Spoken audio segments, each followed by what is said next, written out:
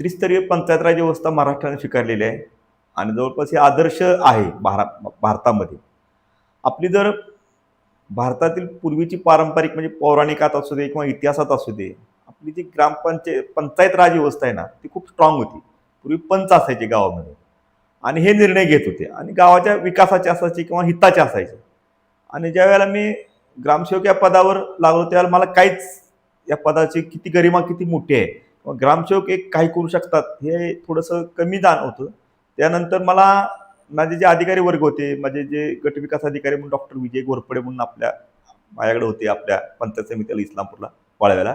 त्यांनी जे त्यांची जी त्यांनी जे मागणे म्हणजे त्यांनी जे आम्हाला काम करायला जे प्रवृत्त केलं, प्रोत्साहन दिलं, तुम्ही हे चांगलं काम करा. त्यावेळेला ग्रामीण स्वच्छता कार्यक्रम म्हणून एक शौचालयाचा कार्यक्रम होता.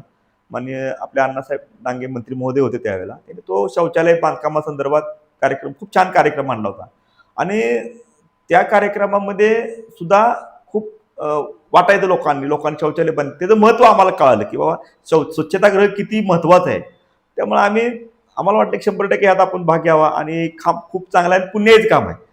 ग्रामसेवक पदा एवढं शासकीय नोकरीतलं कुठलंही पुण्याचं काम नाही हे मला त्यावेळेला लक्षात आलं.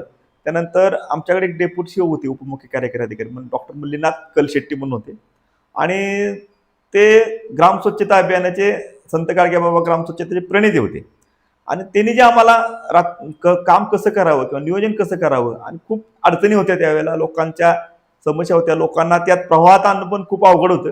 परंतु लोकसहभाग कसा घ्यावा ह्याचं सुद्धा टेक्निक आम्हाला ह्या अधिकारी वर्गाने दिले. त्यामुळे आम्ही त्या ठिकाणी त्यांना फक्त रन केलं, त्यांचे आदर्श घेऊन आम्ही पुढे गेलो.